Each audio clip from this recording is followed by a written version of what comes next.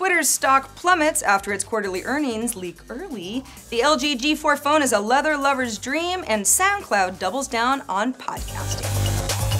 It's Tuesday, April 28th, and this is Crunch Report.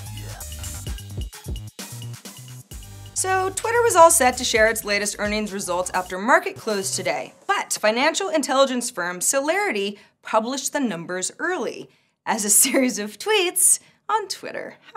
It apparently wasn't even a leak either. Celerity says that the earnings release was already live on Twitter's own investor relations site. Oops. Twitter shares went into free fall, down 18% after the numbers went live early, and trading was even halted for a time. It resumed several minutes later.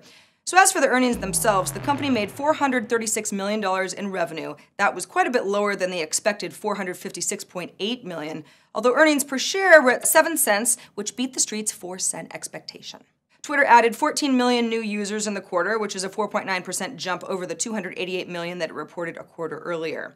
The social network's advertising unit hit $388 million, which is up 72% year over year in Q1, with mobile advertising making up 89% of its total ads revenue. Twitter also had a pretty busy quarter. It launched Periscope, that's the live streaming mobile app that it bought, and also partnered with Foursquare to add better location info to tweets. LG's new G4 flagship phone is official, and it's very interesting looking. It has a leather back that the company says is designed for comfort and durability. The G4 has a quad HD 5.5-inch screen with the new quantum display that gives it better colors, a redesigned 16-megapixel camera with a bigger sensor, a Snapdragon 808 processor, 3 gigs of RAM, and ships with 32 gigabytes of internal storage with an expandable micro SD slot. Now, if you don't like the leather look, the G4 does have a metal or a ceramic painted white plastic back as well, and those are interchangeable. The phone is great for Google enthusiasts. Google's productivity apps come pre-installed on the device. Chrome is the default browser, and there's an OS-level Chromecast support as well. You get 100 gigabytes of free Google Drive storage for 2 years if you have this phone. The G4 hits the Korean market on April 29th and will arrive in the US in late May or early June.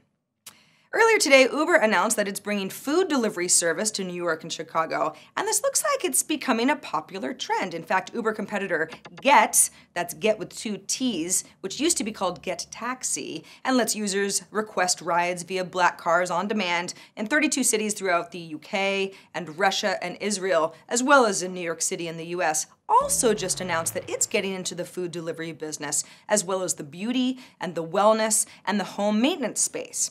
The company plans to launch the first of its new verticals in July, with new categories and products and services that can be ordered via its mobile apps.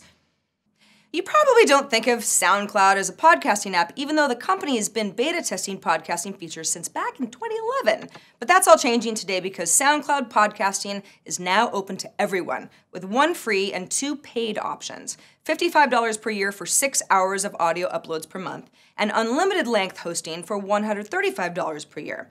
SoundCloud will generate an RSS feed that you can use to publish to iTunes or online radio apps like Stitcher or Instacast, and of course, publish to SoundCloud itself. Podcasting is kind of all the rage these days. TechCrunch previously reported that Spotify may be planning its own podcast section as well. So I say, let the games begin, or at least continue.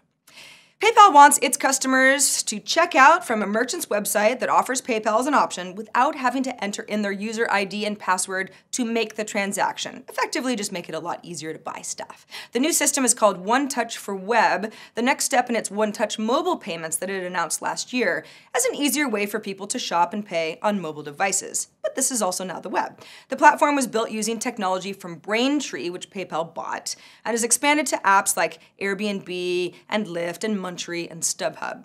With One Touch for Web, shoppers will only have to enter their usernames and passwords once, and then they'll be able to pay on other merchant sites without having to re-authenticate with PayPal.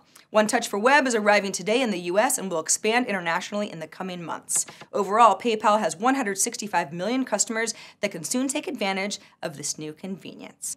And that is it for this New York edition of Crunch Report. Thanks for watching, everybody. I'm Sarah Lane. Crunch Report airs every Monday through Friday at 7 p.m. Eastern, 4 p.m. Pacific, right here on TechCrunch.com. We'll see you right here tomorrow. Yeah.